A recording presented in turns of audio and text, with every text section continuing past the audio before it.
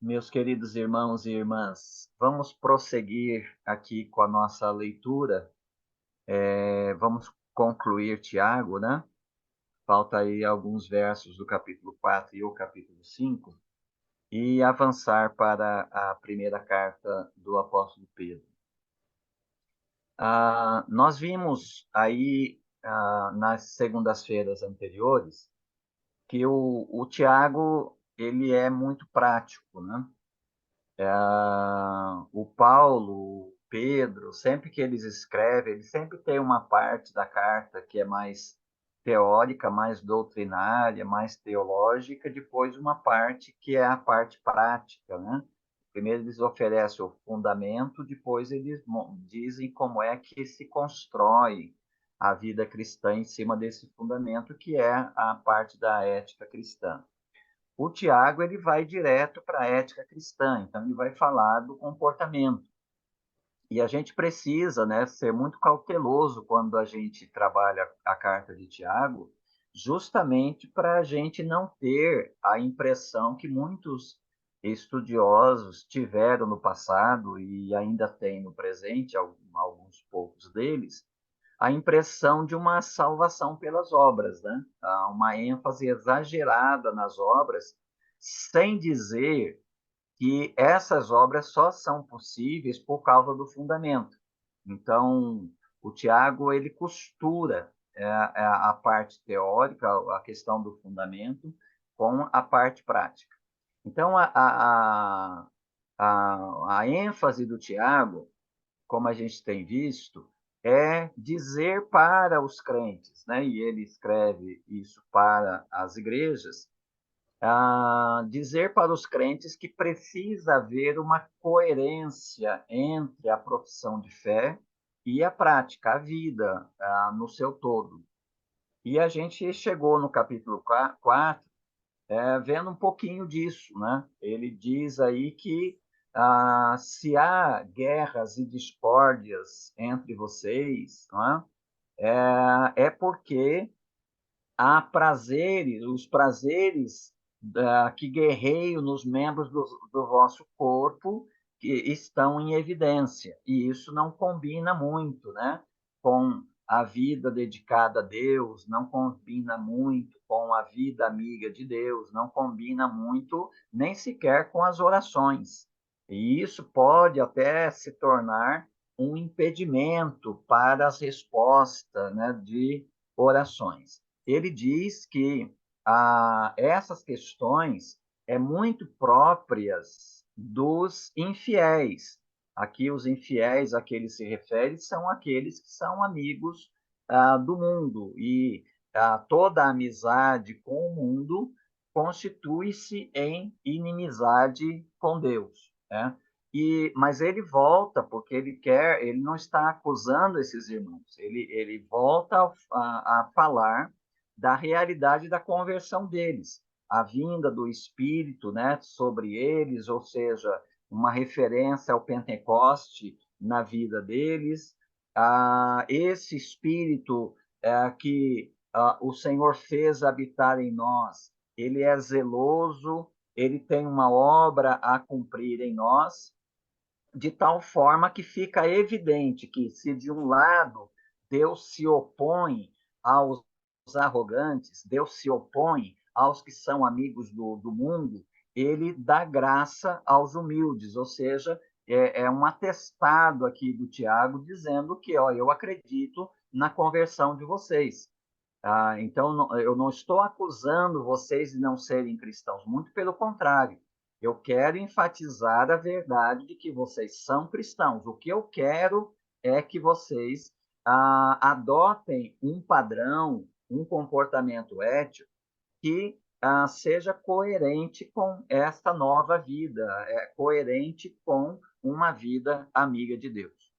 Aí então ele vai dizer como é que se constrói em cima desse fundamento que é a obra de Deus na nossa salvação.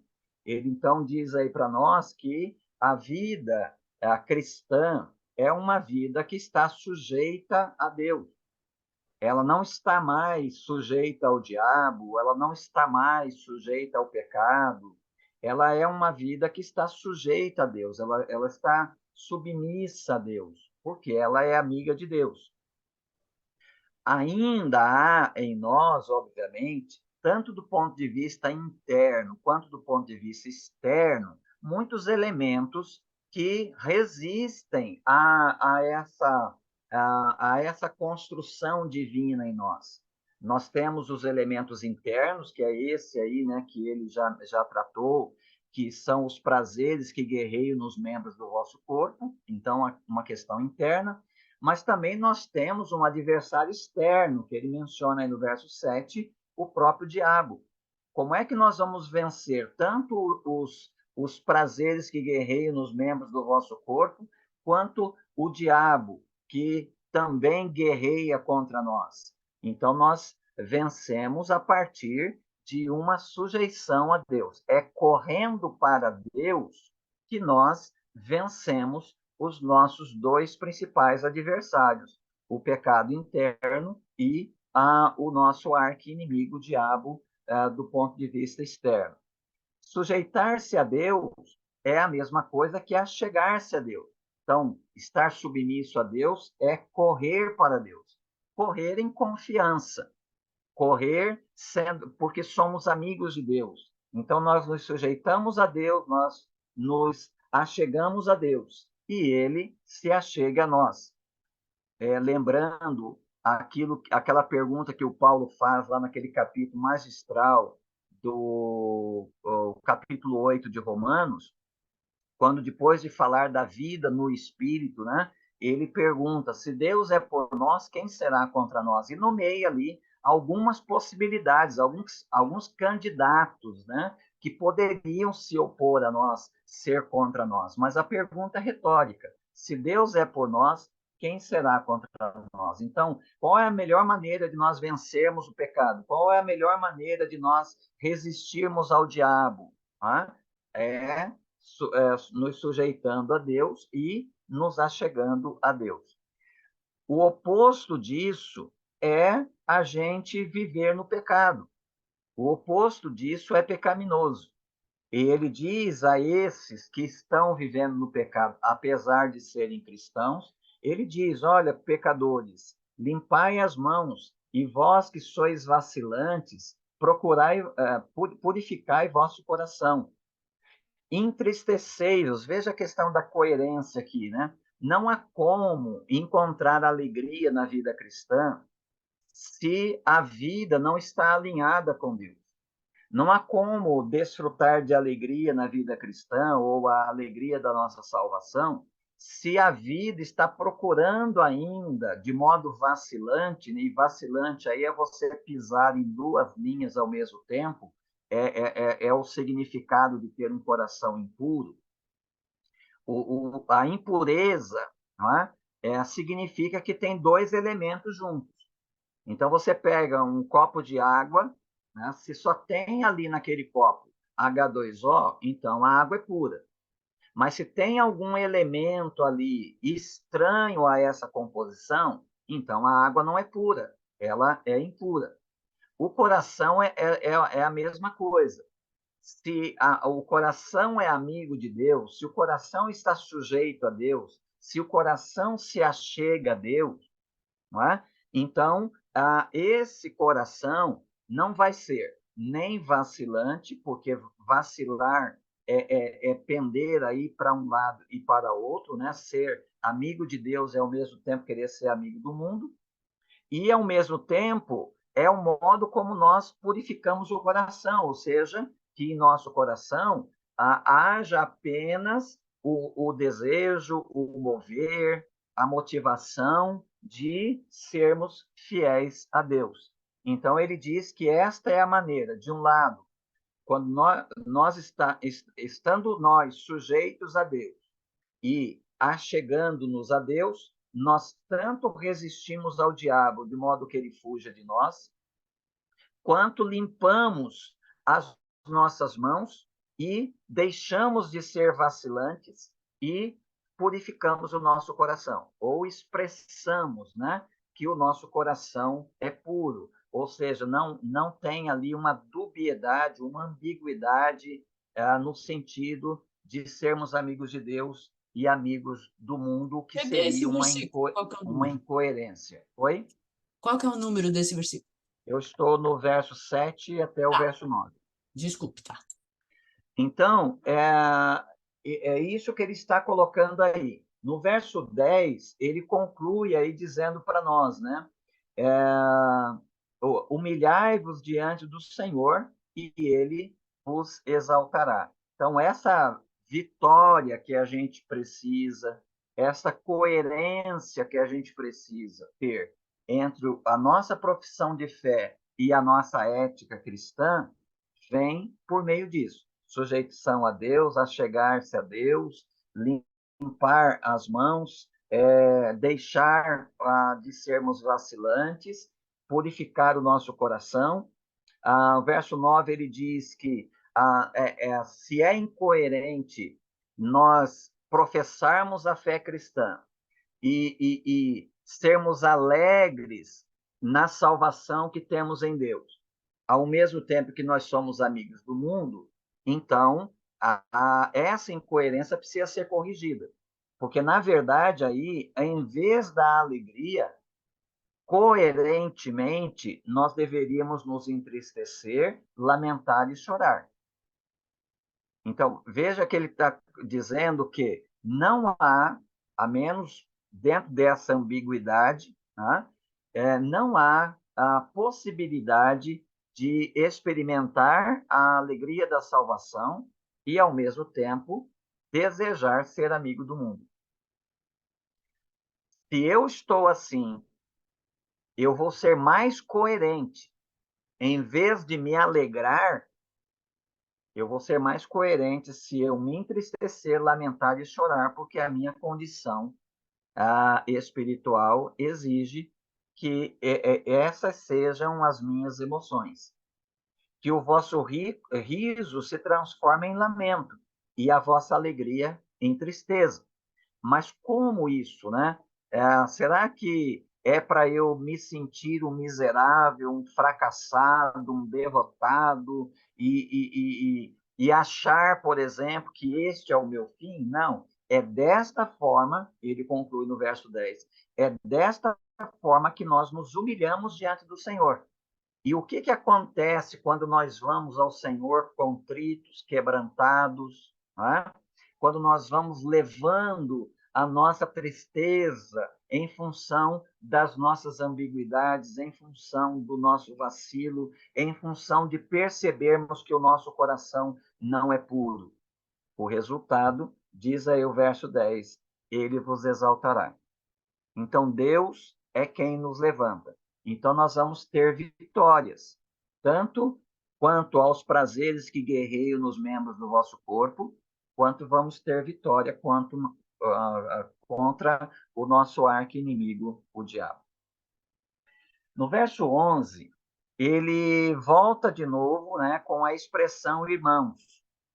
E aqui parece que o Tiago está iniciando um novo assunto. Mas o assunto que ele vai tratar a partir daqui está ainda dentro desse contexto que ele vem tratando aí desde o verso 12, quando ele usou a expressão meus irmãos. Quando ele diz aí no verso 11, irmãos, não faleis mal uns dos outros, ele está retomando a guerra, as guerras e discórdias que há entre vós lá do verso 1. Então, falar mal uns dos outros é o conteúdo das guerras e discórdias que ele já tratou até aqui, a partir do verso 1 do capítulo 4. Ele diz que isso não é coerente com a nossa realidade cristã, não é coerente com a nossa profissão de fé, porque quem fala mal de um irmão e o julga, fala mal da lei e a julga. Se julgas a lei, já não és cumpridor da lei, mas juiz. O que ele está dizendo aqui que tem tudo a ver com o que ele acabou de dizer? Bom, ele acabou de dizer aqui que nós vencemos os prazeres que guerreiam nos membros do nosso corpo e vencemos os ataques do diabo, né? nos sujeitando a Deus, nos achegando a Deus, nos apresentando a Deus de forma a nos humilhar diante dele, na esperança de que ele nos exalte. Isso é uma vida submissa a Deus. Ora, o Tiago está aqui resgatando a lei como a lei real, ou seja, a lei dada por Deus. Então, a lei é um reflexo da santidade e da justiça de Deus. Só Deus tem essa santidade e só Deus tem essa justiça. Viver submisso a Deus, viver sujeito a Deus, achegados a Deus e humilhados diante de Deus, é estar debaixo da lei de Deus, não acima dela. Por esta razão, nós não devemos falar mal uns dos outros, porque quando nós falamos mal uns dos outros, nós estamos julgando esse irmão. E quando nós julgamos esse irmão, nós estamos falando mal da lei. O que é falar mal da lei? Ele diz: se julgas a lei, não és cumpridor da lei, mas juiz.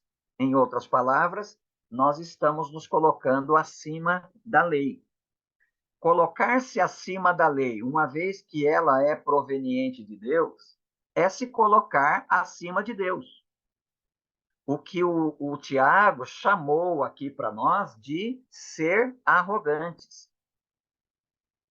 Então, os arrogantes são aqueles que, sendo sábios aos seus próprios olhos, julgam a si mesmo e aos outros a partir dessa sua sabedoria própria. Mas isso não é coerente com a fé cristã. Porque a coerência da fé cristã diz o seguinte, que todos nós pecamos e destituídos fomos da glória de Deus.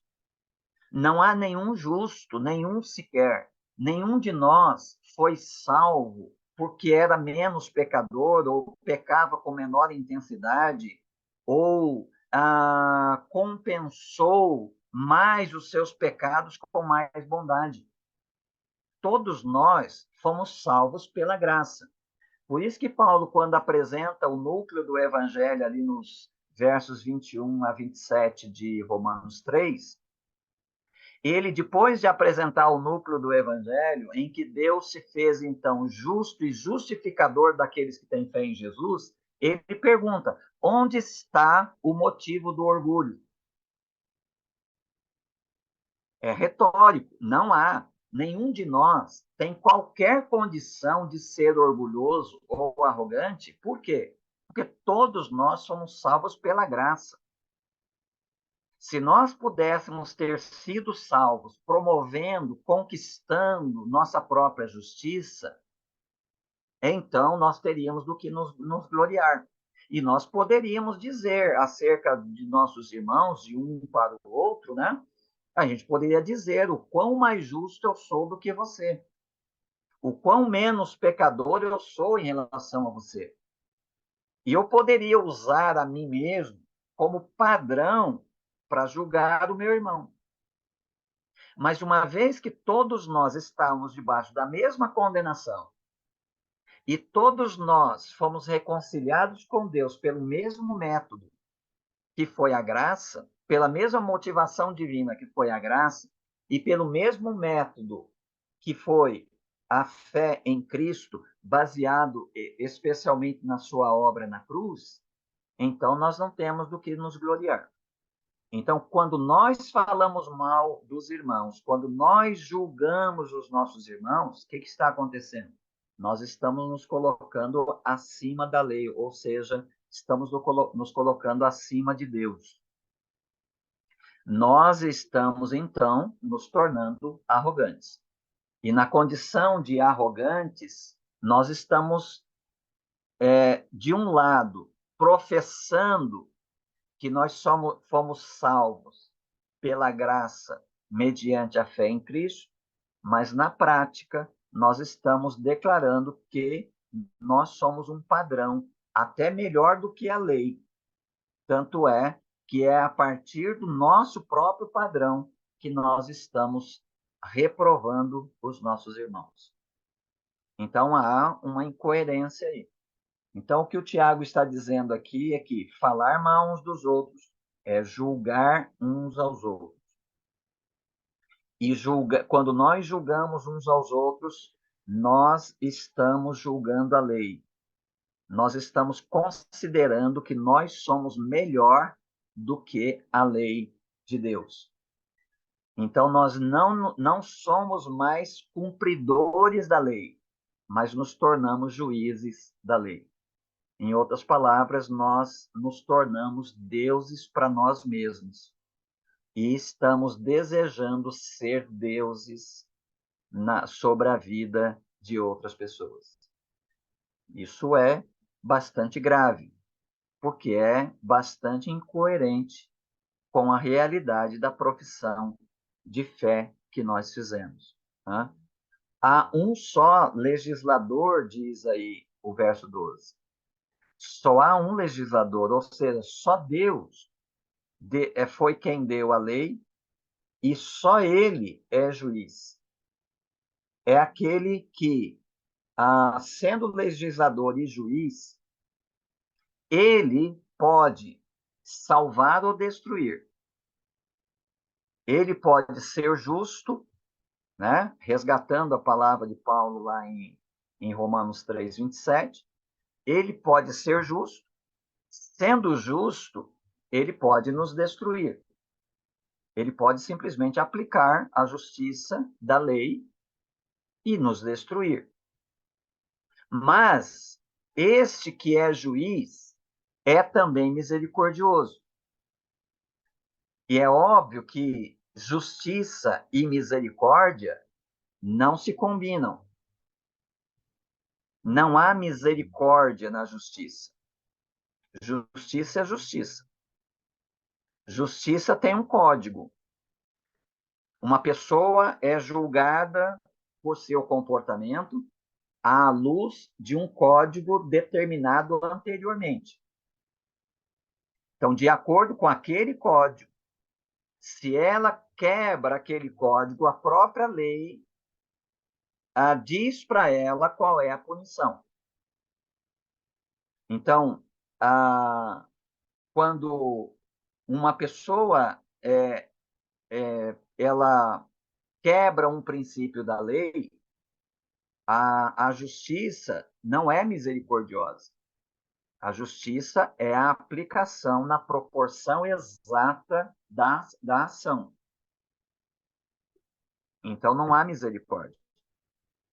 Se houver misericórdia, e essa misericórdia levar um juiz a aplicar uma medida aquém da proporcionalidade do ato cometido, isso não é misericórdia, isso é injustiça.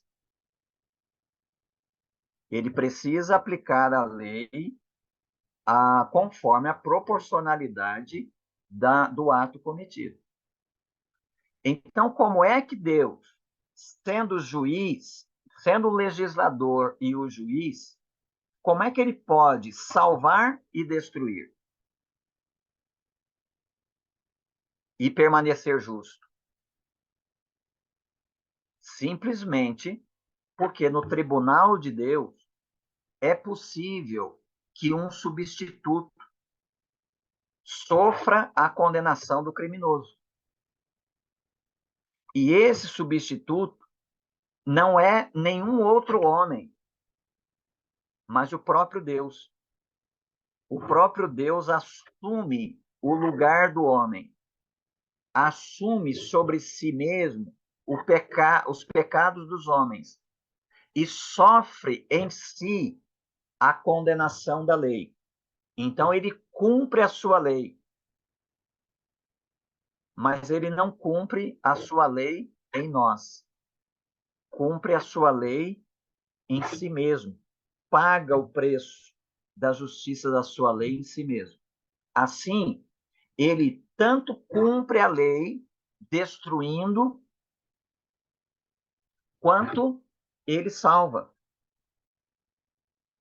Então, tendo cumprido a lei, destruindo, mas aplicando-a a si mesmo e não aos pecadores, ele então pode salvar os pecadores. Mas só ele pode fazer isso. Nenhum homem pode salvar outro homem. Da mesma forma, nenhum homem pode destruir outro homem. Seja essa destruição um assassinato, seja essa destruição um assassinato de reputação, seja uma maledicência, seja um juízo contra o outro, falar mal do outro, julgar o outro, não compete aos homens. E quando nós assumimos esse papel, nós estamos, então, nos colocando acima de Deus. Nós estamos ocupando o lugar de Deus. Porque Tiago diz aqui para nós que há um só legislador e juiz. Aquele que pode salvar ou destruir. Só ele pode fazer isso. Eu não posso salvar você e também não posso destruir você. Eu não posso livrar você da condenação da lei, mas eu também não posso impor sobre você a condenação da lei. Só Deus pode fazer. Por isso que ele termina o verso 12 perguntando: mas quem és tu que julgas o próximo? A pergunta é retórica. Se eu julgo o próximo, então eu sou arrogante. Eu estou tomando o lugar de Deus. Eu estou julgando o outro com base numa lei. Eu me tornei legislador, eu criei uma lei da qual eu sou o padrão, e por esse padrão eu me tornei juiz do meu irmão.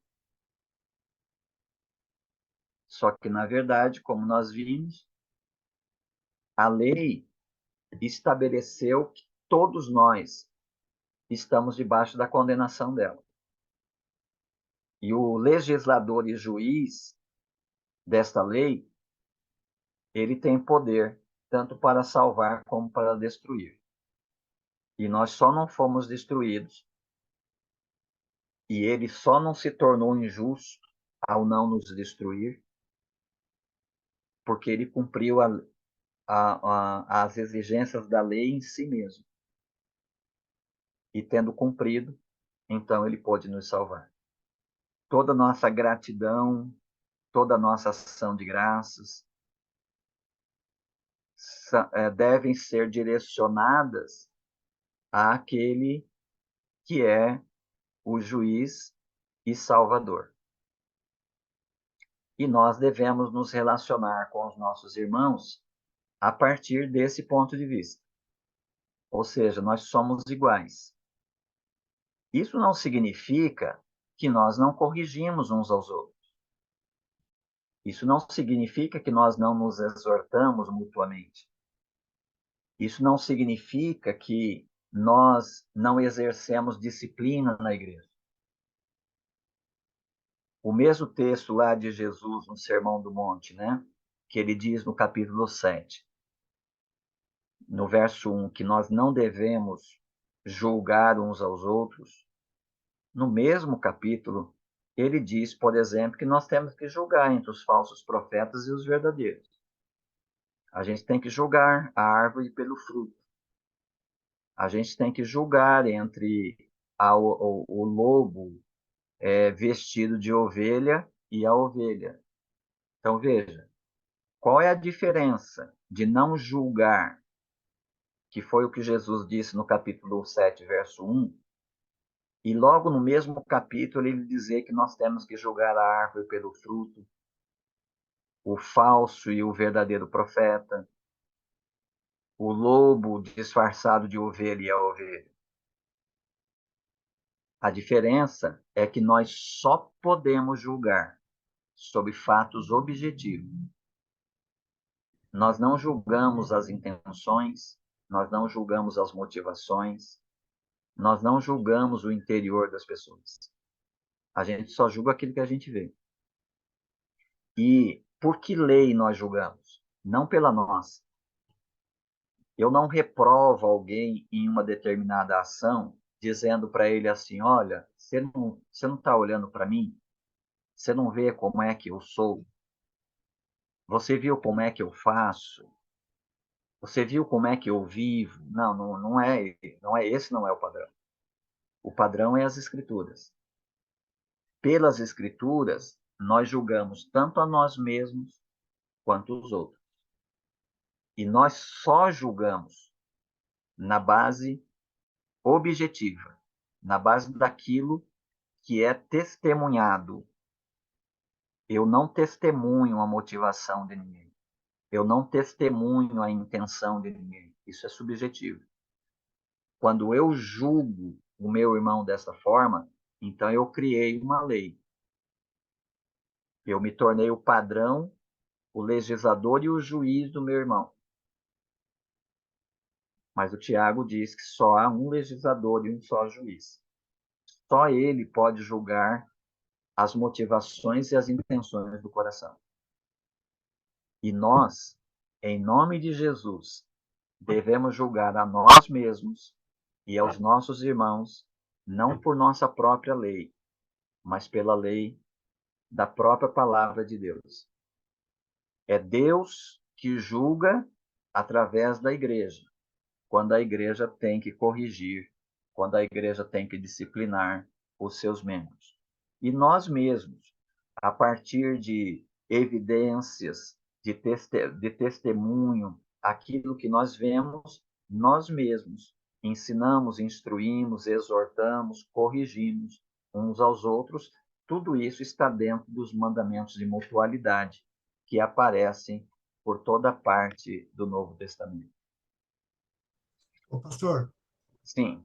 eu não sei se desculpa interromper, mas você falou da palavra julgar. Eu já vi uma expressão de algumas pessoas assim, crentes e não crentes, falar assim, eu não tô julgando, eu tô contestando. Se ela tá contestando, ela não tá julgando? Tá. É uma outra palavra para dizer a mesma coisa. É, exatamente. A gente contesta, por exemplo, se eu usar termos, eu estou contestando, eu estou discernindo, eu estou julgando. Essas palavras, normalmente, ela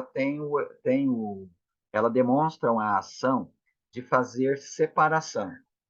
Então, quando eu olho para um objeto e eu parto esse objeto em dois, eu estou julgando esse objeto.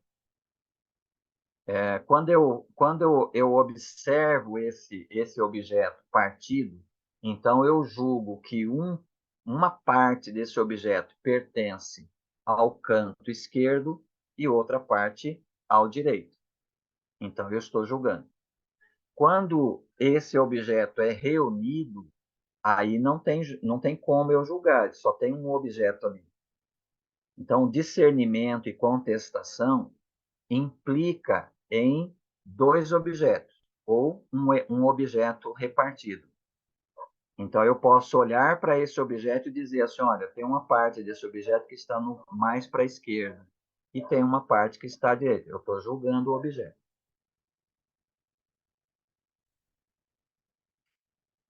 Ok? Obrigado. Bom, isso tudo, né, vai se conectar com o conteúdo dos versos 13 a 17. Parece que o Tiago está mudando de assunto, mas ele não está. O Tiago agora vai colocar um outro exemplo de como nós podemos ser juízes de nós mesmos. Ele acabou de dizer, né, que a descrição da vida cristã, da ética cristã, é uma vida sujeita a Deus, não está acima de Deus. Ela é uma vida sujeita a Deus, uma vida que se achega a Deus, uma vida que se humilha diante de Deus. O contrário disso é nós falarmos mal do irmão, nós julgarmos o irmão, condenar o irmão. Isso não é coerente, porque nós nos colocamos acima da lei quando nós julgamos nossos irmãos. Mas há um outro modo de sermos arrogantes. É em relação aos nossos próprios planos. Então, uma pessoa, por exemplo, que diz aí, como ele coloca no verso 13, hoje ou amanhã iremos a tal cidade, lá passaremos um ano, negociaremos e teremos lucro. Bom, uma pessoa que diz que ela é amiga de Deus, que ela está sujeita a Deus, que ela se achega a Deus, que ela se humilha diante de Deus, e ela, quando vai fazer os planos da sua vida, ela diz: hoje ou amanhã iremos a tal cidade, lá passaremos um ano, negociaremos e teremos lucro. Ela está sendo ela está sendo incoerente com a sua profissão de fé. Porque uma pessoa que está sujeita a Deus, que se achega a Deus e se humilha diante de Deus, e é amiga de Deus, então ela se achega a Deus, ela está sujeita diante de Deus, com que propósito? Veja, não faz sentido eu ser uma pessoa que declaro que sou servo de Deus e não servir a Deus. Não faz sentido eu declarar que a minha vida está sujeita a Deus, ou declarar que Jesus é o meu Senhor, se eu continuo conduzindo a minha vida da mesma forma que conduzia antes da minha suposta conversão. Porque como é que a minha vida se caracterizava antes da conversão? O Paulo, por exemplo, expressou isso lá em Efésios 2, 1 a 3, dizendo o seguinte: a nossa vida antes, nós todos estávamos mortos em nossos delitos e pecados. Nós estávamos seguindo o curso desse mundo. Nós éramos conduzidos pelo príncipe da potestade do ar. Nós estávamos escravos, seguindo os nossos próprios pensamentos e os desejos da nossa carne. Isso é a vida caracterizada à parte de Cristo. Mas aí o Paulo diz: mas nós fomos vivificados juntamente com Cristo. Ora, isso é conversão. E como é que a conversão se expressa a partir dela, né? Como é que a vida se expressa a partir da conversão?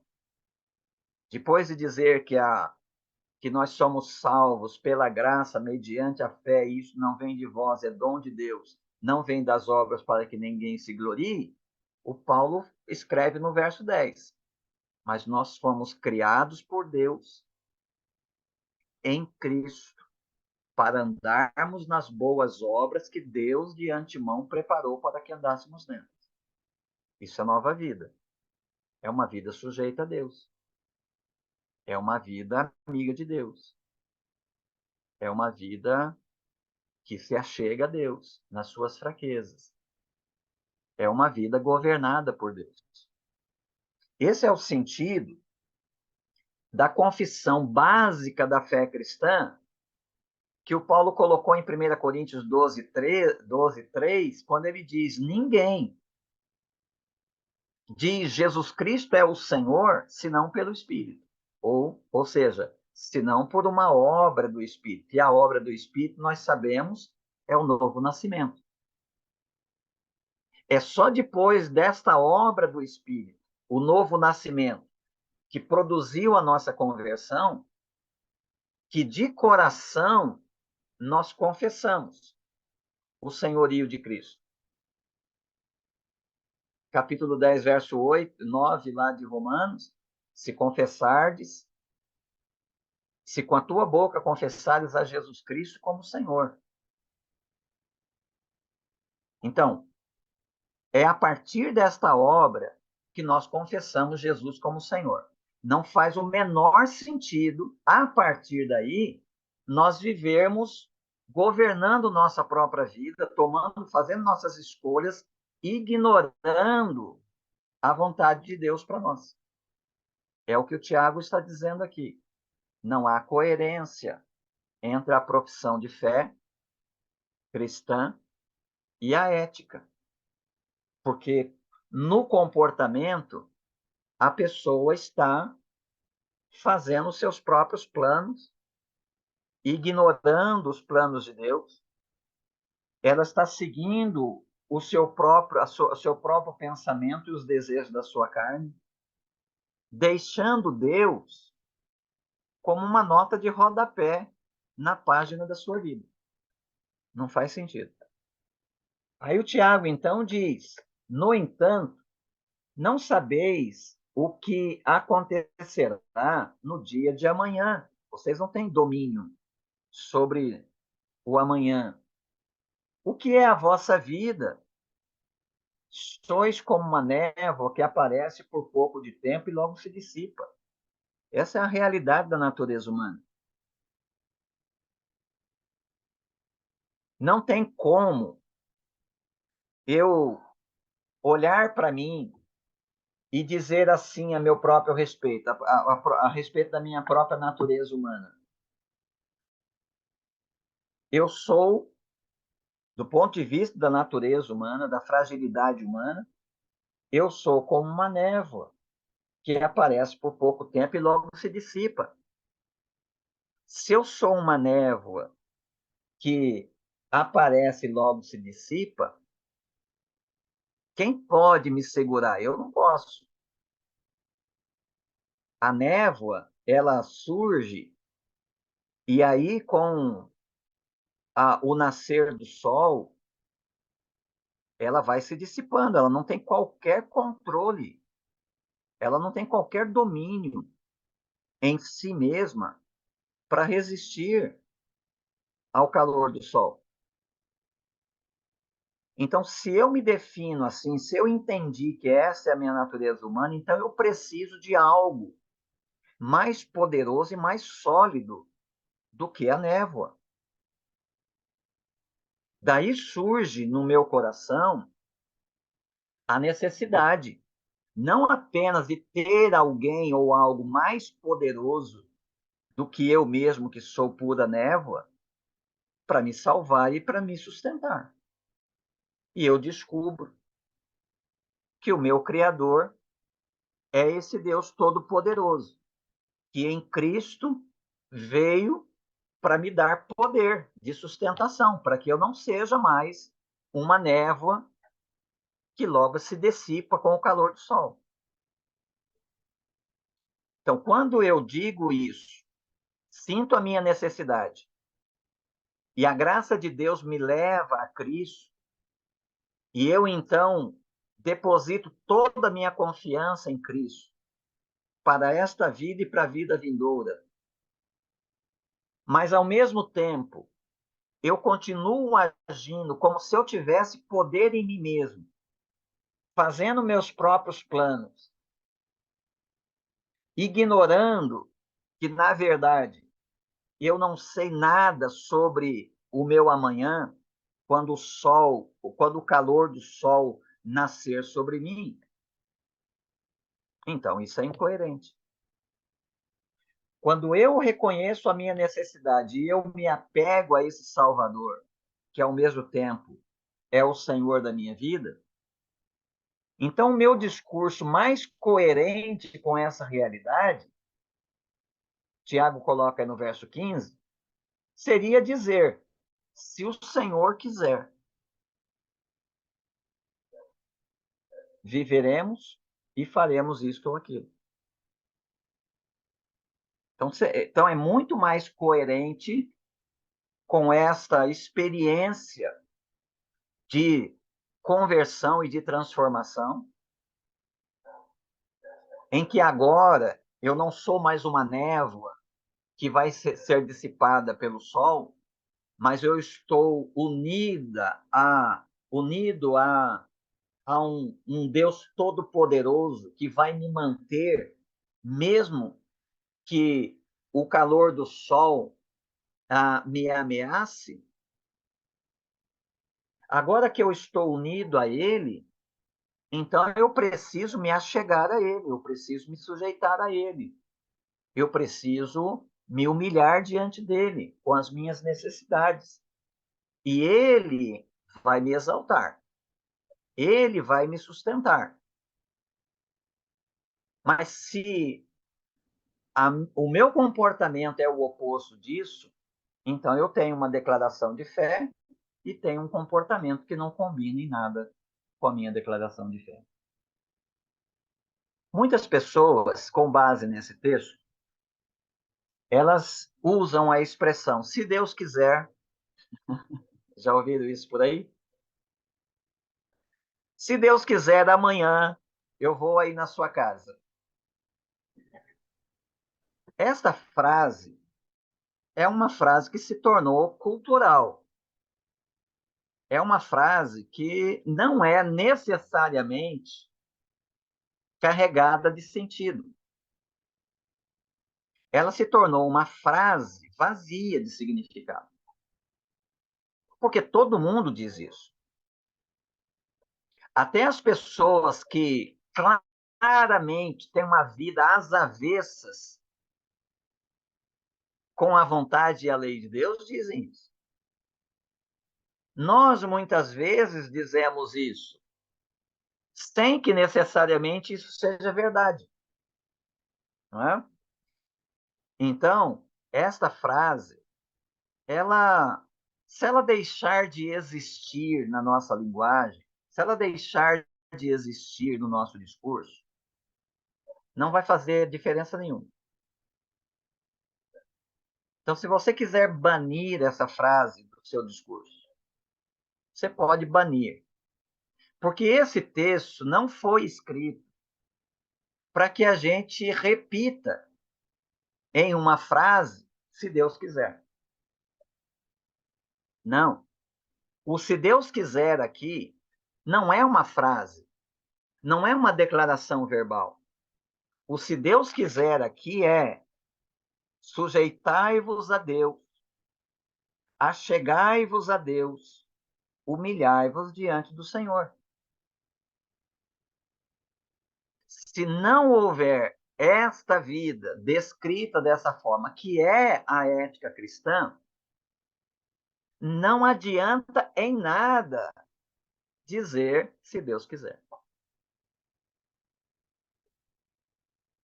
A frase em si não vai produzir sentido. Então, vamos supor que nas minhas falas eu nunca use se Deus quiser. Mas em meu coração, ou o meu coração, está sendo governado pela vontade de Deus. O meu coração está sujeito a Deus, o meu coração se achega a Deus, o meu coração se humilha diante de Deus. A minha vida vai estar mais de acordo com esse texto do que a vida daquele que diz para tudo, se Deus quiser, se Deus quiser, se Deus quiser, mas que na prática ele não está sujeito a Deus, ele não se achega a Deus e ele não está humilhado diante de Deus. Pastor, uma dúvida me surgiu agora. Esse, se Deus quiser, tá assim, igual àquele versículo da segunda Crônica 7:14, se meu povo se humilhar e orar, se deixar, ou não tem nada a ver. Pode ter, pode ter. Se o meu povo se humilhar e orar, bom, se ele só fizer isso, também não vai acontecer nada.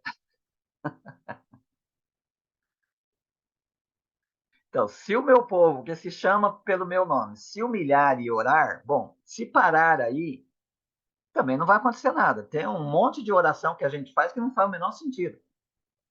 Não é carregada de sentido. Tem muitas coisas que a igreja faz também, que ela faz porque está no programa.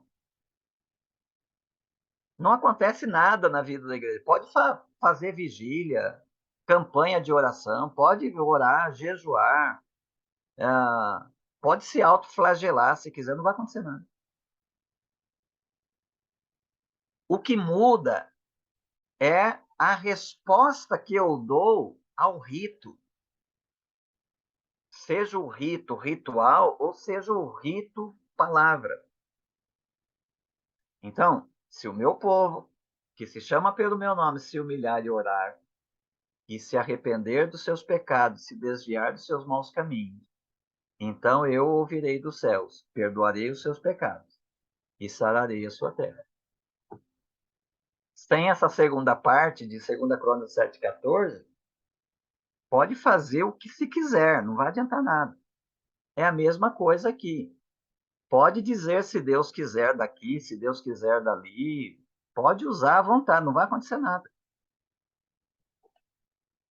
É a mesma coisa quando nós oramos e nós aprendemos, por causa da oração de Jesus no Getsemane, a gente aprendeu a acrescentar nas nossas orações seja feita a tua vontade.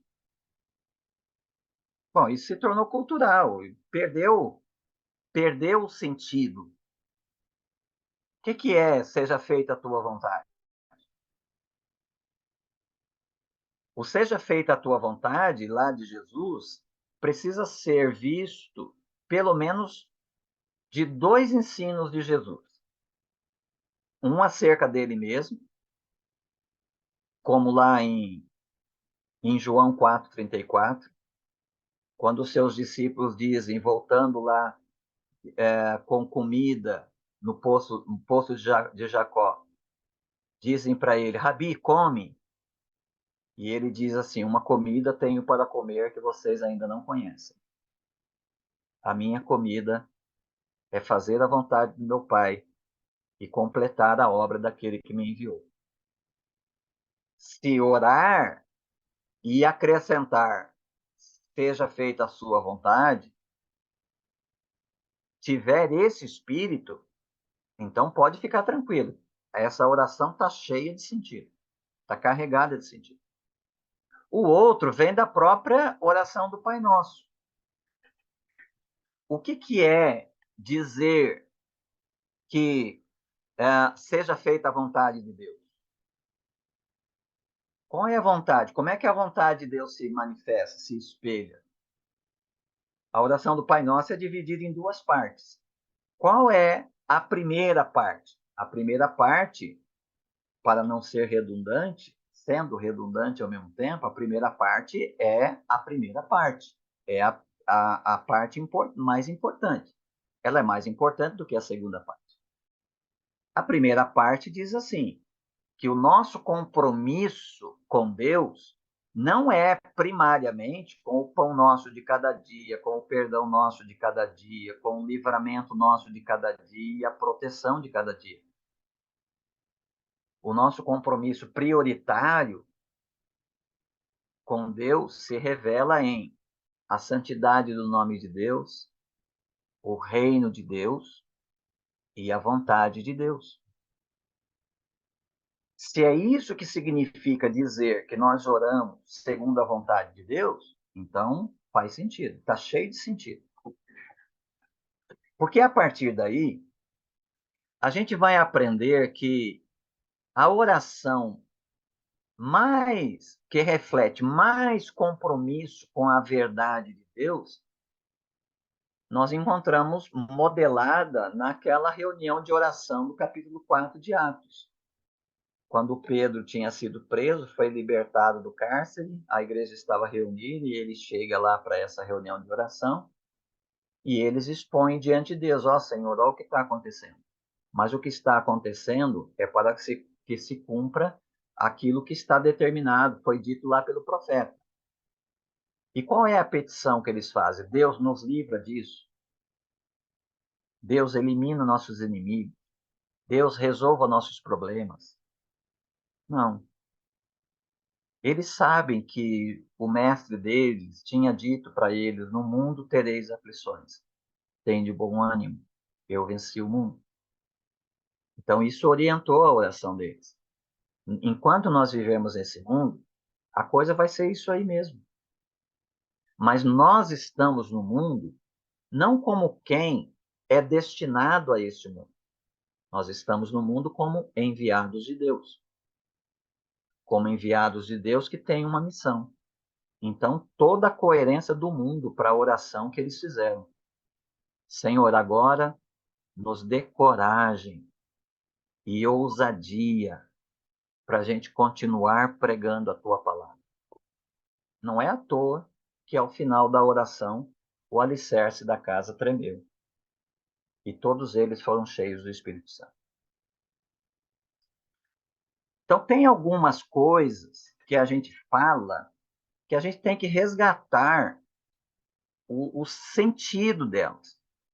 Porque frases, por exemplo, né, as pessoas... Às vezes você está conversando com alguém assim, e aí você diz, olha, tem uma situação aí que está difícil e tal, eu estou sentindo que a coisa não vai dar certo. Você está falando, a pessoa te interrompe e vem com um mantra, né, afirmando, não, em nome de Jesus, em nome de Jesus, em nome de Jesus. Não, isso não vai acontecer, em nome de Jesus. Essa ênfase no nome de Jesus parece um mantra e um recurso mágico, como se usar o nome de Jesus fosse eliminar tudo aquilo que nos causa desconforto. Mas isso, esse em nome de Jesus, está também perdendo o seu significado. Tá? O em nome de Jesus funciona para aquilo que Jesus faria no nosso lugar.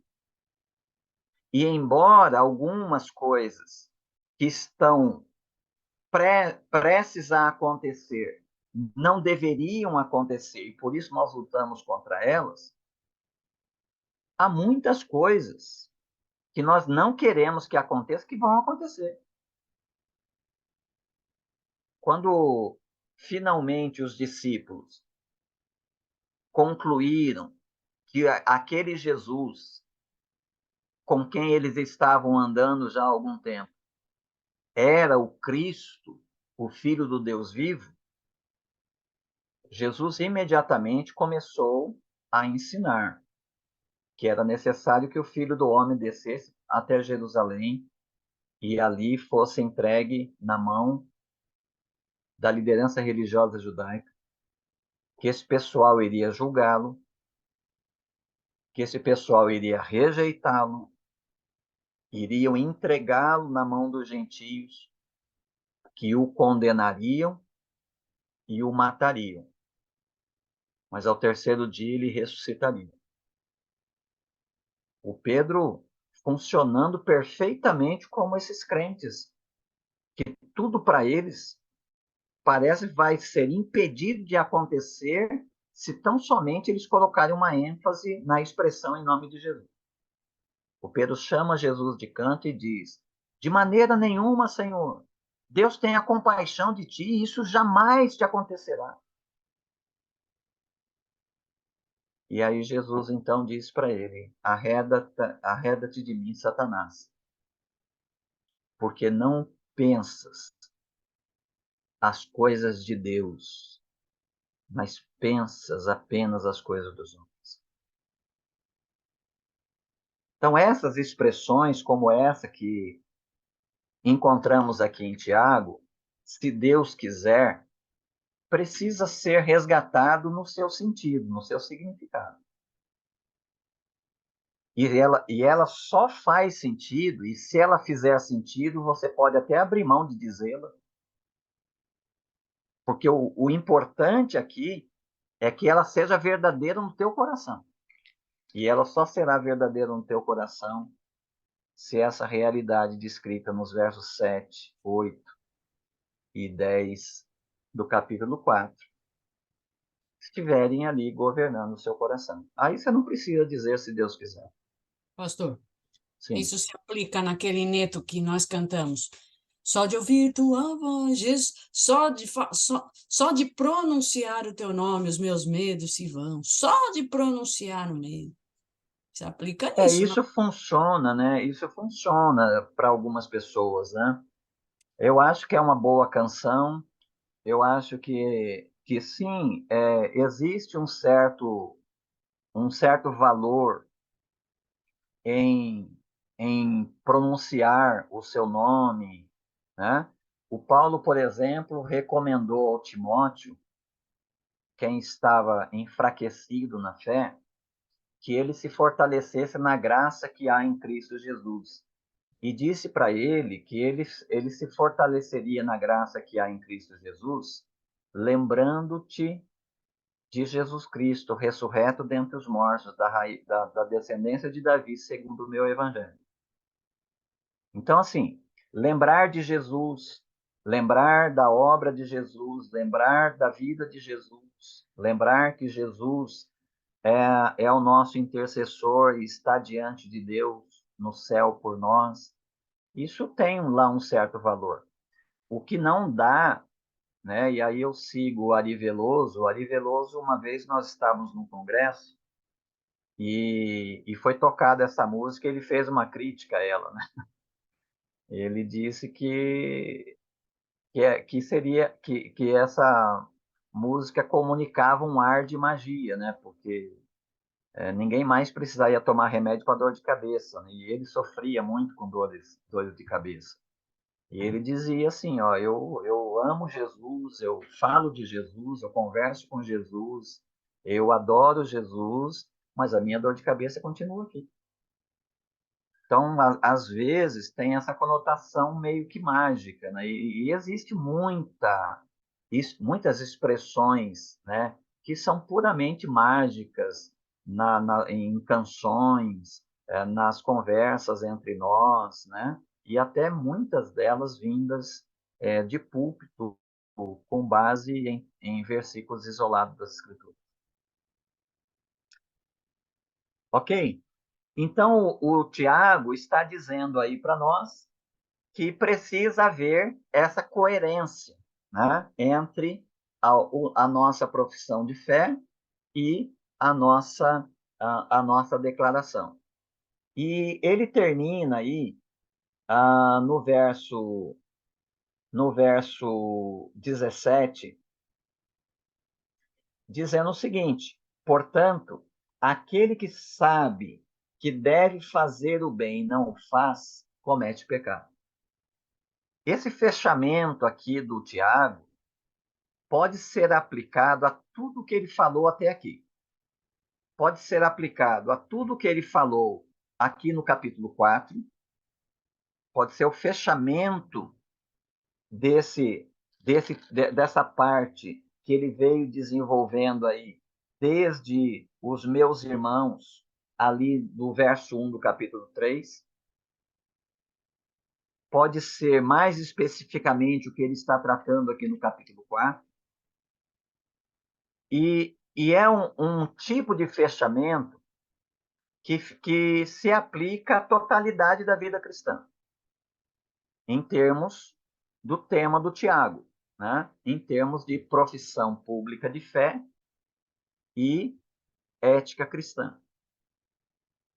Em outras palavras, ele não está dizendo aí que quando você deixa de fazer um bem objetivo, podendo fazer, então você comete pecado. Não, ele está dizendo o seguinte: se você recebeu revelação e instrução do Senhor, se você sabe, pelo menos pela profissão de fé, pelas declarações do que você crê, se você sabe que isso é o certo, mas você pratica outra coisa, isso é pecado. Entende? Se você diz, se Deus quiser, então você sabe que você está declarando com isso que a sua vida deve estar sujeita a Deus. Você é submisso a Deus. Você procura Deus para para orientar a sua vida, você está interessado na vontade de Deus. Se você faz isso, se você diz isso, então é porque você sabe que esse é o bem. Mas se você, quando vai praticar a sua vida, você diz, hoje ou amanhã iremos a tal cidade, lá passaremos um ano, negociaremos e teremos tudo, colocando Deus completamente no rodapé da página dos seus planos, então você está cometendo pecado. E esse é um pecado perigoso, né? Porque o Tiago ele está aqui Exato, muito influenciado pelo Antigo Testamento, né? Como a gente já disse. E no Antigo Testamento, você tem aquele pecado chamado de pecado de mão erguida. Todo o sistema sacrificial lá de Levítico, se você quiser ler lá os primeiros 8 capítulos de Levítico, você vai ver que cada tipo de sacrifício era para um tipo de pecado ou para uma classe social. Às vezes, essa classe podia ser todo o povo, podia ser o sacerdote, podia ser a liderança do povo, podia ser algum pecado específico de alguém, né? De qualquer pessoa.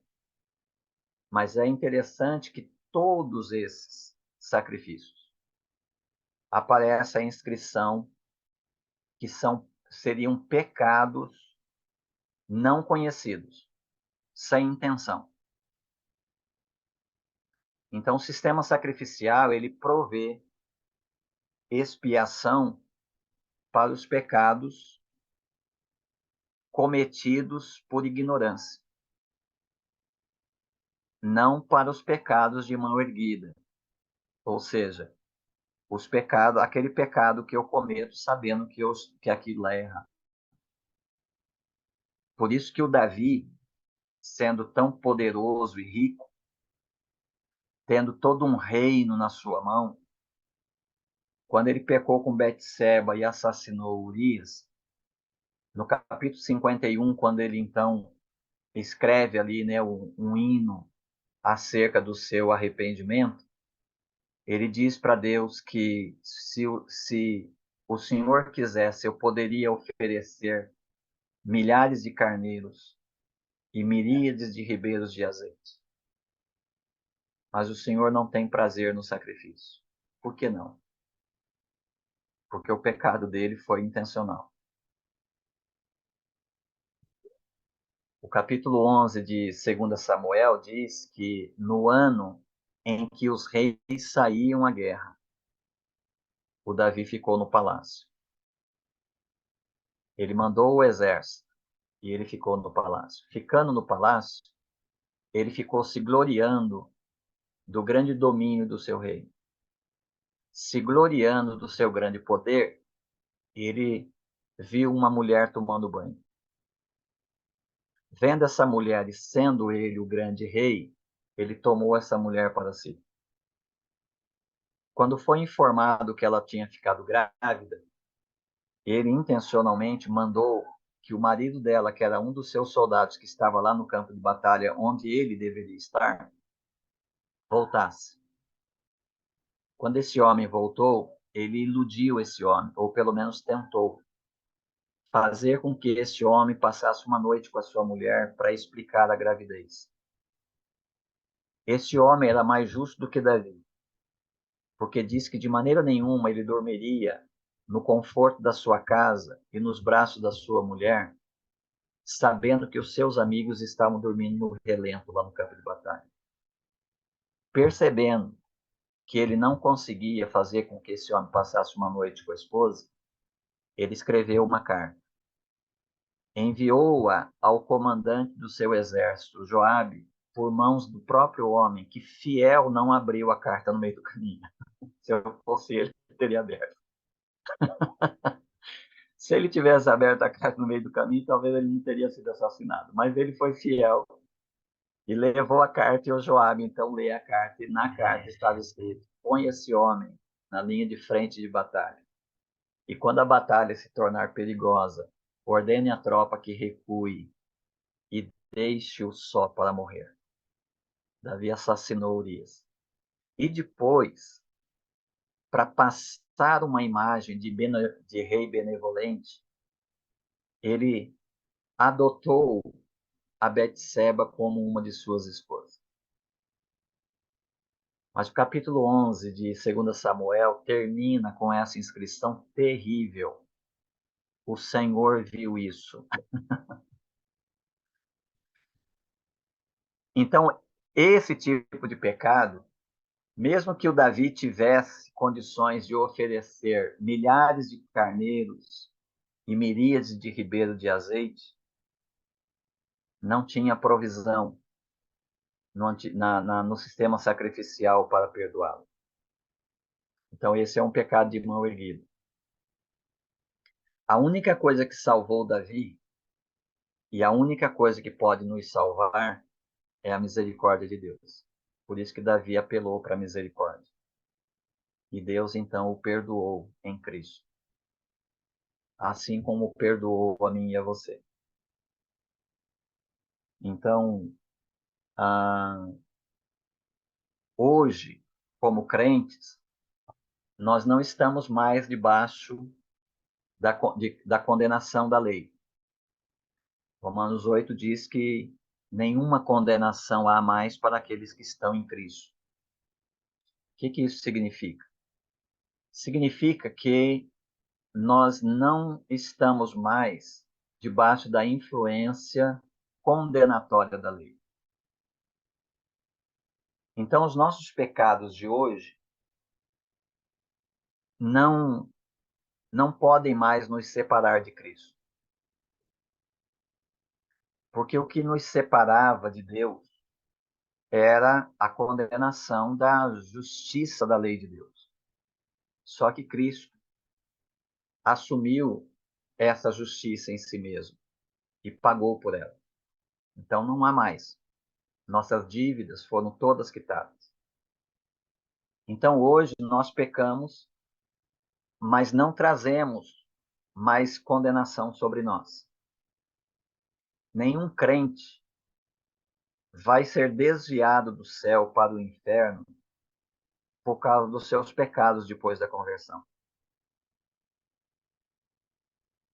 O que acontece é aquilo que o Paulo disse em 2 Coríntios, capítulo 5, verso 13. O que há em nós hoje é um constrangimento. Nós somos constrangidos pelo amor de Cristo. Nós consideramos que um morreu por todos. E ele morreu para que os que vivem não vivam mais para si mesmos, mas para aquele que por eles morreu e ressuscitou. Então, quando nós pecamos, nós somos constrangidos. E constrangido significa, como é que eu posso pecar contra o amor? Eu poderia pecar contra o inimigo. E eu justificaria isso.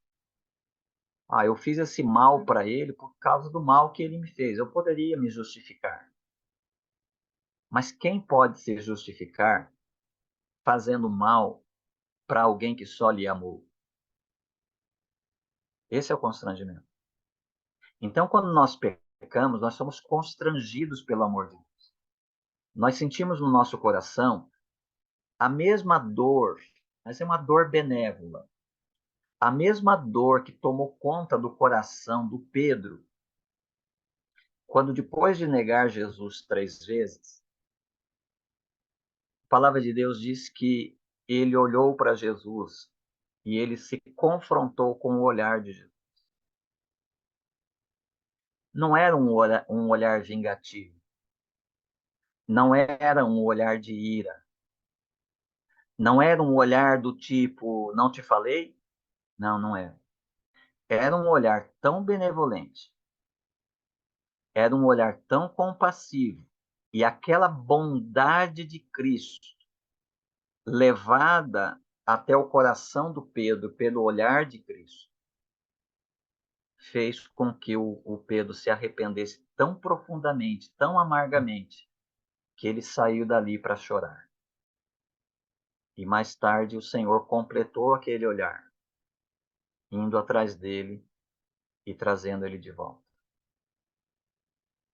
É assim que funciona o pecado em nós. Não mais para a condenação, mas nós somos constrangidos por esse amor de Cristo. Isso nos leva de volta aos pés da cruz, para levar ali, por meio da confissão, os nossos pecados. E vamos para ali esperançosos, porque nós não mais adentramos a presença de Deus sentado num trono de juízo, mas nós nos aproximamos do trono da graça, conforme lemos lá em Hebreus capítulo 4, 16. Do trono da graça. Então, nós sabemos que a morte de Cristo traz perdão e nos livra dessa dor que nos leva a chorar. E nós nos levantamos de diante da cruz de Cristo, celebrando a graça e o perdão de Jesus que nos põe em pé outra vez. Embora, né, a gente pudesse pensar assim, bom, se não há mais condenação sobre mim, então, que importa se eu peque ou não? Um crente que foi alcançado por esse amor de Jesus jamais vai pensar assim. Um crente alcançado por esse amor de Jesus, ele sempre vai olhar para o seu pecado com essa dor no coração. Não por ser condenado, mas por ter pecado contra alguém que o amou tanto, a ponto de dar a sua própria vida para livrá-lo da ira vindoura. Isso desperta gratidão, isso desperta louvor, isso desperta alegria no coração dos crentes que desejam viver vida santa diante de Deus, desejam viver uma vida coerente com a verdade que eles conhecem, uma vida coerente com aquilo que eles sabem que é o bem. E quando eles não fazem o bem, eles sabem que eles estão pecando. Mas quando eles pecam, eles sentem esse constrangimento. E esse constrangimento os leva aos pés da cruz de Cristo, para deixar ali esse fardo e se levantar para continuar a sua vida, porque o desejo do crente é ser coerente com o bem que os alcançou. É o que o Tiago está dizendo aí, fechando, a meu ver, tudo que ele coloca condensado nesse verso 17 se aplica a tudo que ele vem ensinando desde lá do capítulo 1 dessa sua carta. Antes de entrar no capítulo 5, você tem alguma pergunta, alguma colocação que você queira fazer? A aula está sendo muito boa hoje, pastor, como todas as outras. Amém.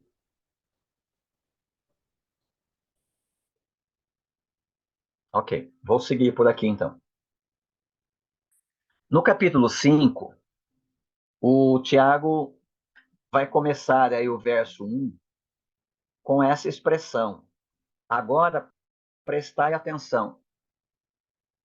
Ele não usa aqui a expressão meus irmãos. Então, isso significa que o que ele está tratando aqui no capítulo 5 está relacionado com o que ele veio falando aí até agora, especialmente nesse conteúdo do capítulo 4. Agora ele se volta para os ricos.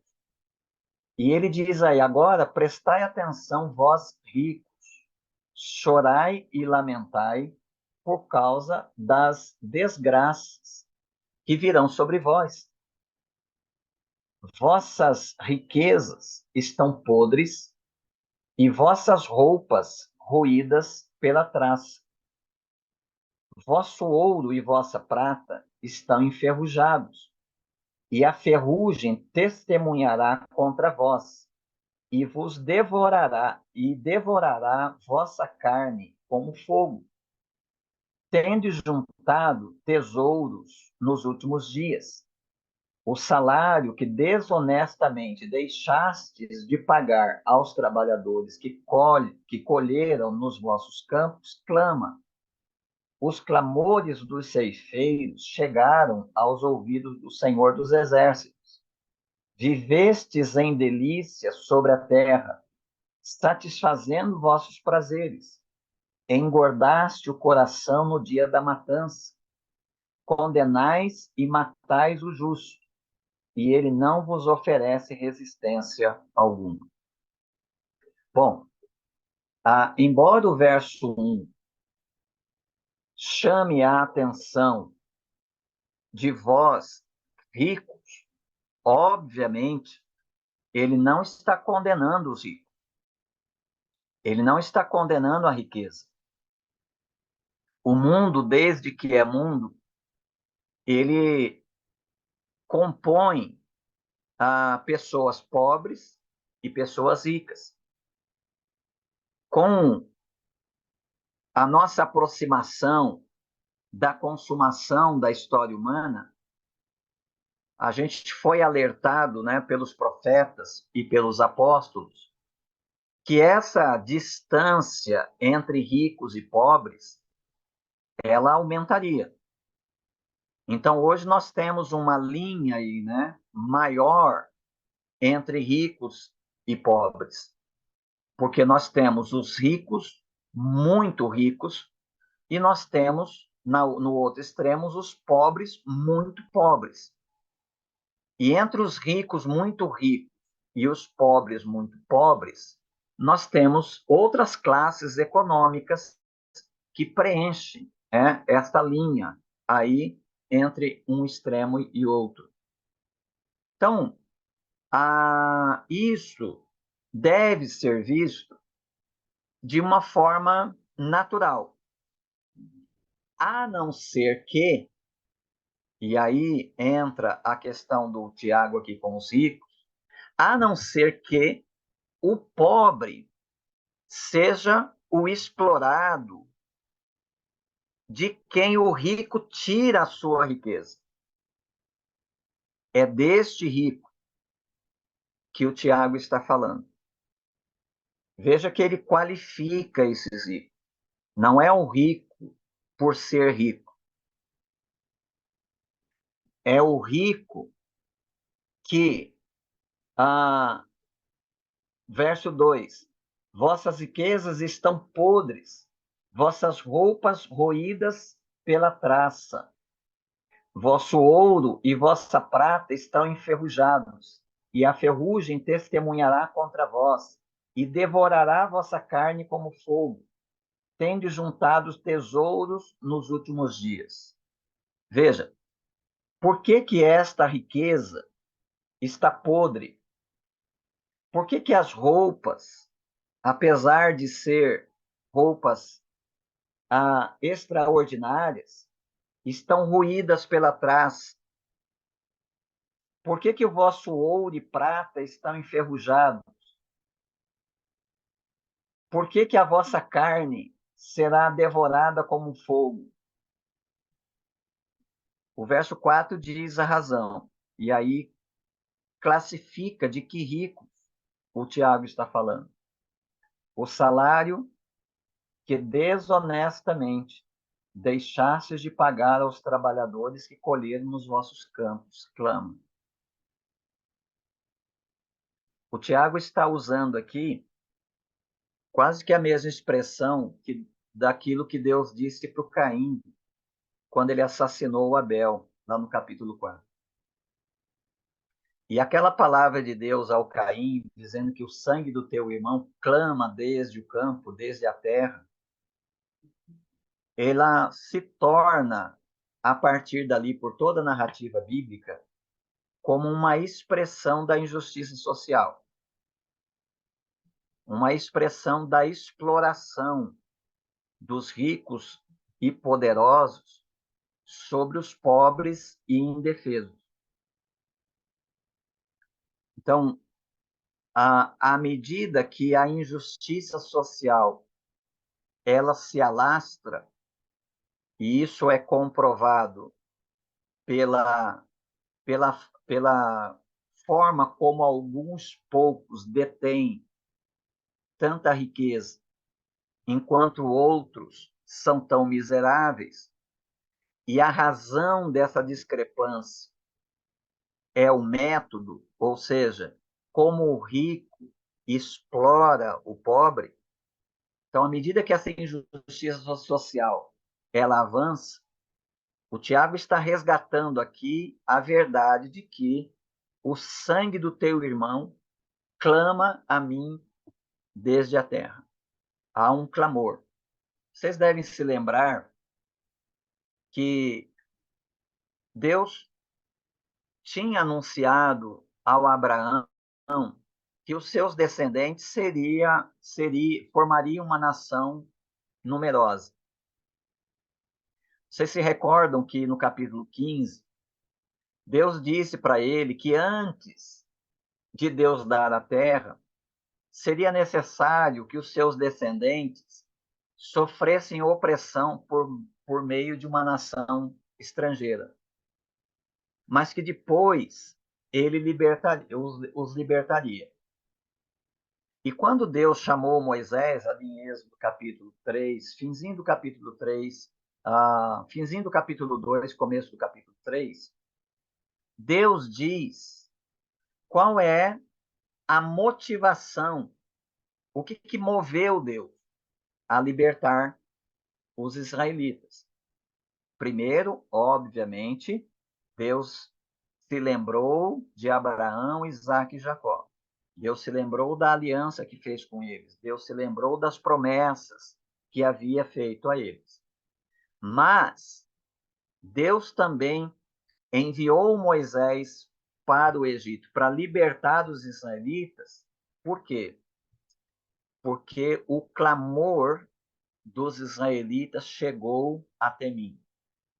Porque eu vi a opressão com que os egípcios os maltratam. E eu desci para livrá-los. Então, Deus tem um apreço muito grande, de um lado, para a promoção da justiça social, para o equilíbrio.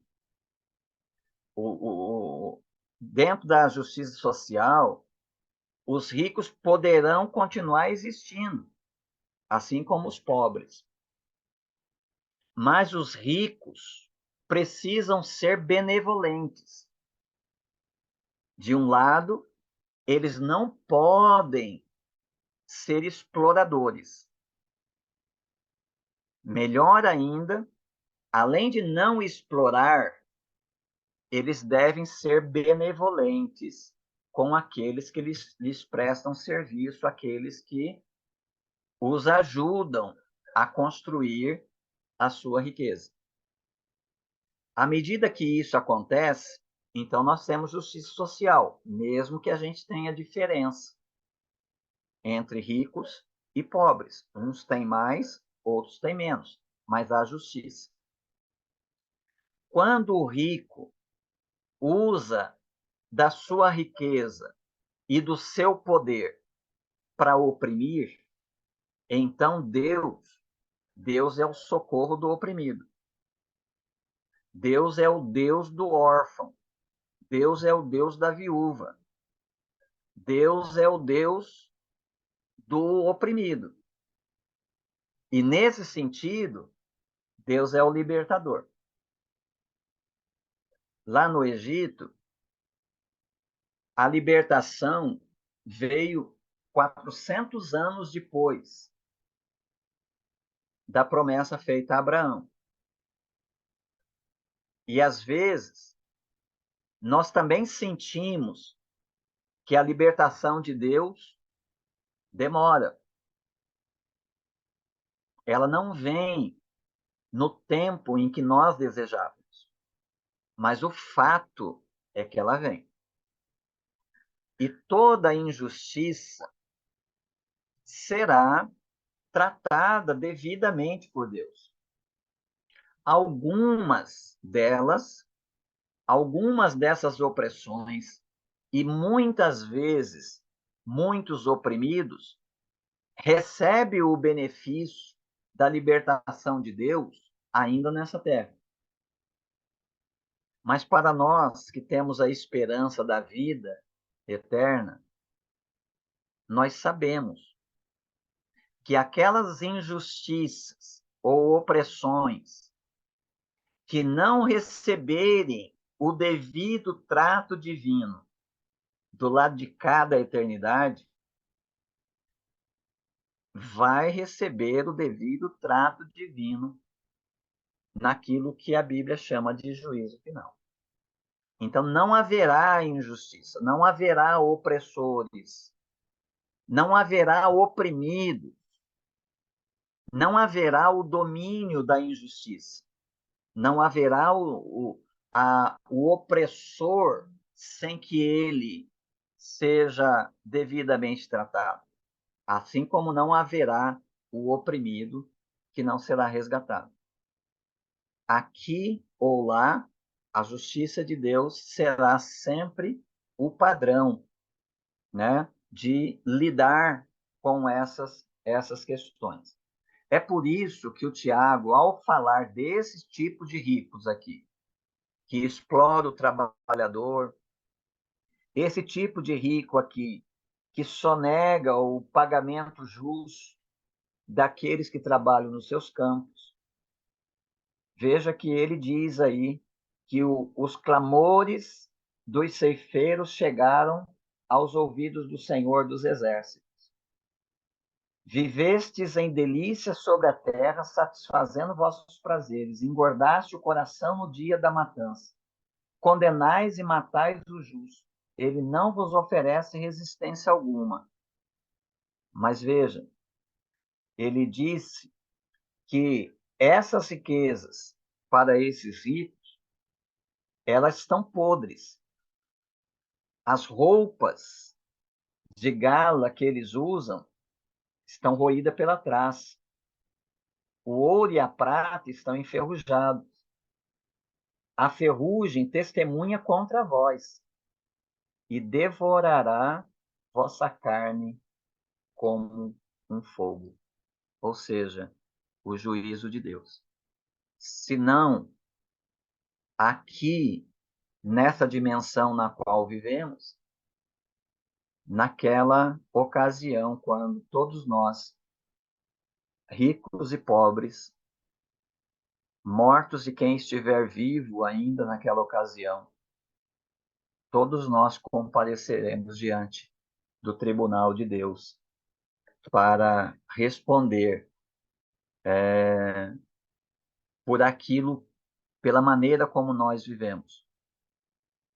Então, tudo aquilo que nós assistimos, que nós sofremos, ou mesmo aquilo que nós praticamos, em desequilíbrio com a justiça de Deus, finalmente o juízo final equilibrará. A resposta final de Deus para este universo, para essa terra, para essa dimensão, não vai ser a injustiça, vai ser a justiça. E esse mundo injusto terminará com justiça, com o devido equilíbrio nas suas ações. a vida dessas pessoas podem se tornar vidas muito difíceis. Essa vida aí de oprimidos pode se tornar uma vida muito difícil. O Tiago, ao falar dos ricos, ele não está falando do rico crente ou do rico não crente. Ele está falando do rico. Obviamente, dentro do tema dele, que é a coerência, um crente rico que pratique essas coisas, a injustiça social, ele está sendo incoerente com a sua profissão de fé. Então, de um modo secundário, o Tiago está, para o leitor que veio lendo a carta do Tiago até aqui, o Tiago está dizendo para ele também, olha, você precisa ser coerente com a sua profissão de fé. Mas, ao mesmo tempo, ele está falando do rico em geral. É por esta razão, né, por ele estar falando do rico geral em primeiro plano, é por esta razão que ele entra no verso 7, voltando-se para os irmãos. Por isso que ele vai dizer aí no verso 7, iniciando a sua fala com um portanto. O que esse portanto aí quer dizer? Bom, ele falou do que vai acontecer com os ricos opressores, que são opressores por não serem crentes, mesmo que entre eles haja pessoas que se digam crentes, mas não são, porque são incoerentes. Então, ele se referiu a essas pessoas para dizer agora para os crentes que a vida pode ser muito difícil neste mundo. Esse, portanto, aí significa isso. E depois de dizer um portanto e chamá-los novamente de irmãos, ele parte para uma aplicação de como os crentes devem viver no mundo de opressores ou no mundo de opressão. Ele diz assim: sede pacientes até a vinda do Senhor. Na vinda do Senhor, vai acontecer aquilo que ele disse no verso 3, que a ferrugem que testemunha que vosso ouro e vossa prata estão enferrujados, devorará vossa carne como fogo. Então, assim, não se sintam vítimas, não se sintam injustiçados e, com isso, desanimados. Pelo contrário, sejam pacientes até a vinda do Senhor. O lavrador, e aí é uma ilustração, o lavrador espera o precioso fruto da terra, aguardando-o com paciência, até que receba as primeiras e as últimas chuvas. As primeiras chuvas, né, pensando lá no contexto do Oriente Médio, as primeiras chuvas são as chuvas da primavera, que no hemisfério norte acontece nos meses de março e abril. É quando começa o período da colheita, a colheita dos grãos. E essa colheita se estende até as últimas chuvas. As últimas chuvas são as últimas chuvas do verão, quando são colhidos as frutas. Então, ele está dizendo que o lavrador espera o precioso fruto da terra, aguardando com paciência até que receba as primeiras e as últimas chuvas. O que significa a primeira e as últimas? Acontecia, né, em Israel, que as primeiras chuvas não vinham. Ora, se as primeiras chuvas não vêm, então não tem colheita.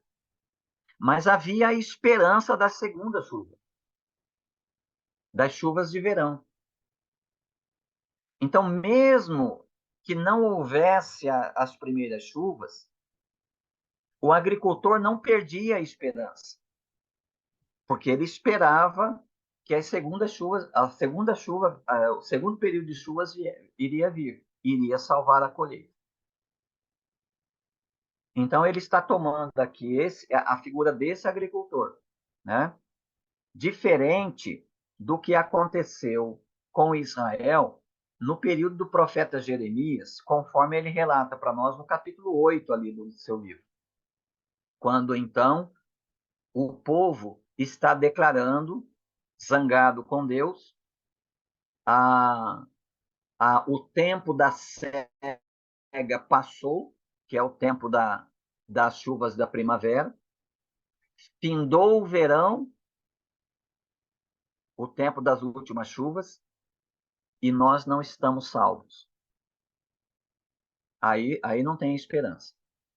Falhou a chuva da primavera, a chuva que traz a cega, traz os primeiros frutos da colheita, e falhou as chuvas do verão. Então não tem, os celeiros vão entrar num duro inverno esvaziados. Aí o desespero.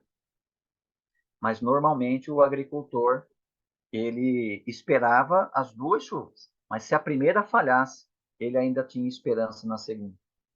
Isso fala, irmãos, daquele sentimento que nós, muitas vezes, quando sofremos, temos de achar que está demorando demais. E aí nos impacientamos.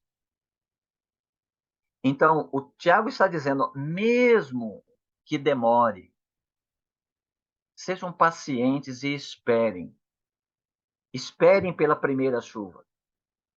Mas se a primeira chuva não vier, continuem pacientes, porque ela virá na segunda.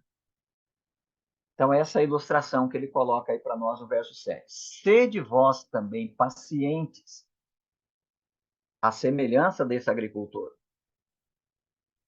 Fortalecei o coração. Fortalecer o coração aqui é fortalecer com paciência, com esperança. Não com o desânimo da demora, da primeira chuva que não veio. Fortalecei o coração, porque a vinda do Senhor está próxima. E essa daí não falha. Se a primeira chuva falhar, significando que Jesus está demorando para voltar, a opressão está crescendo, o tempo de sofrimento só está aumentando, ainda assim nós vamos fortalecer o coração. Por quê? Porque essa segunda chuva, a segunda vinda de Cristo, essa não falha. Nós estamos ancorados nela. Nós somos tomados pela certeza de que esse mundo não terminará desse jeito. O nosso Salvador, que hoje intercede por nós junto ao Pai no céu, ele virá para nos buscar. Irmãos, não vos queixeis uns dos outros, e queixas aí é sinônimo de impaciência. Nós nos queixamos, obviamente, quando estamos impacientes, quando o coração está enfraquecido. Irmãos, não vos queixeis uns dos outros, para que não sejais julgados. O juiz está às portas. O juiz aqui, novamente, é o Senhor que está voltando, que também é juiz. Irmãos, tomai os profetas que falaram em nome do Senhor como exemplo de paciência e de perseverança diante do sofrimento. Ele resgata aí o valor dos profetas, daqueles que nos antecederam, daqueles que pisaram o mesmo chão que nós e viveram a mesma experiência que nós, mas eles triunfaram em paciência. Então, tome eles como exemplo de paciência e de perseverança. Chamamos de felizes os que suportaram aflições. Ouviste sobre a paciência de Jó e viste o fim que o Senhor lhe deu. Veja, talvez no caso de Jó, a primeira chuva falhou, mas a segunda não podia falhar, e de fato não falhou. porque o Senhor é cheio de misericórdia e de compaixão. Mas, meus irmãos, sobretudo, não jureis nem pelo céu, nem pela terra, nem façais qualquer outro juramento. Seja, porém, vosso sim, sim e vosso não, não, para não cairdes em condenação. Novamente, um apelo à coerência. Sejam coerentes. Vocês não precisam dizer, se Deus quiser. Vocês não precisam dizer, em nome de Jesus, tantas vezes. Vocês não precisam dizer, seja feito conforme a vontade de Deus, tantas vezes. Basta um sim, basta sermos verdadeiros. E a gente vai evitar muitos discursos vazios. Alguém entre vós está aflito? Qual é a coerência quando a gente está aflito? É o desespero? É a impaciência? Não, é a oração. Está alguém aflito? Ore. Qual é a coerência quando estamos contentes? Cante louvores. Algum de vós está doente? Qual é a coerência quando a gente está doente? Chama os presbíteros da igreja para que esses orem sobre ele, ungindo com óleo em nome do Senhor. A oração da fé salvará o doente, e o Senhor o levantará, e se houver cometido pecado, será perdoado. Isso é coerência. Qual é a coerência quando nós pecamos? Confessai os vossos pecados uns aos outros e orai uns pelos outros. Não julgai, né? Orai uns pelos outros para serdes curados. O julgamento produz doença, ou agrava a doença, ou revela que até aquele que julga está doente. Mas a oração e a esperança de que o Senhor cura, ela revela saúde, ela é produtora de cura, é produtora de saúde. A súplica de um justo é muito eficaz. A súplica de um justo aqui vai fazer o Tiago remeter a Elias. E ele então diz aí, resgatando um exemplo do Antigo Testamento, a partir do profeta Elias, ele diz: Elias, que é um exemplo de justo.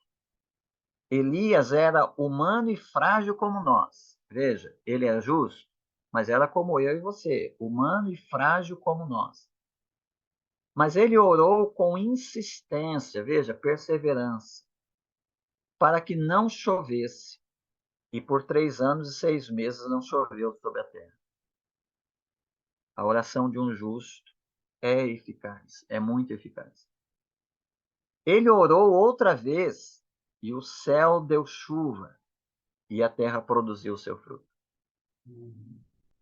Isso é coerente com a nossa declaração de que nós confiamos em Deus, de que nós confiamos no Senhor. E aí ele fecha dizendo: meus irmãos, se algum de vós se desviar da verdade e alguém o reconduzir a ela, é quase como o João lá em 1 João capítulo 2. Meus filhinhos, essas coisas vos escrevo para que não pequeis. Mas se alguém pecar, porque vai pecar, temos um advogado junto ao Pai. Então o Tiago está dizendo: olha, se algum de vós se desviar da verdade, qual é a coerência? Julgá-lo e condená-lo? Não. A coerência é reconduzi-lo a ela.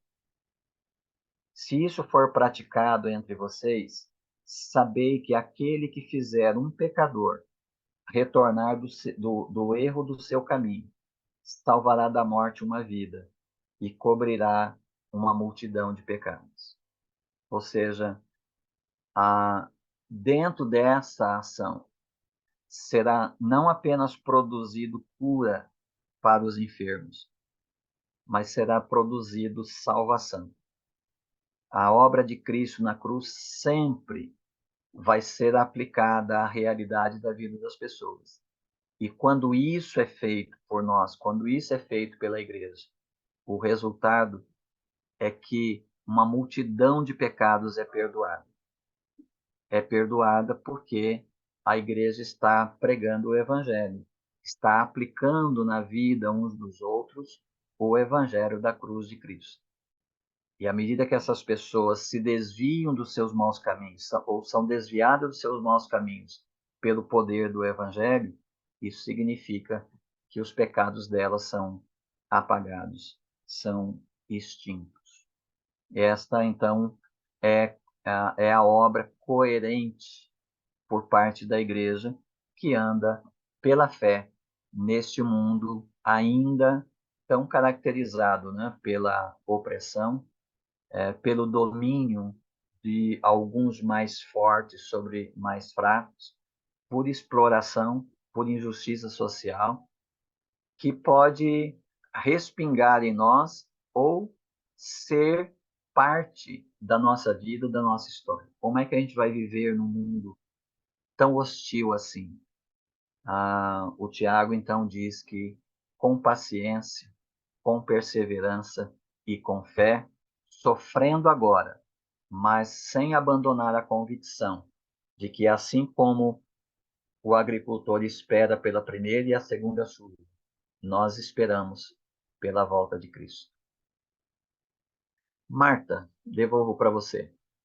Boa noite a todos, Deus os abençoe, boa semana, fiquem com o Pai, e lembrando que a gente não está mesmo para julgar uns aos outros, né, mas para orar uns pelos outros e caminhar junto, né? Tá bom? Beijo para Impressionante vocês. como tudo se encaixa, né? Tudo se encaixa. O que a gente precisa é debruçar na Bíblia com interesse de querer entender e aprender. Às vezes nós ficamos navegando, flutuando, não chega a conclusão nenhuma, mas tudo se encaixa. Impressionante. Obrigada, pastor. Boa Obrigado a noite. todos vocês. Boa noite a todos. Boa semana a Tchau, tchau. todos. Beijo. Boa semana para vocês.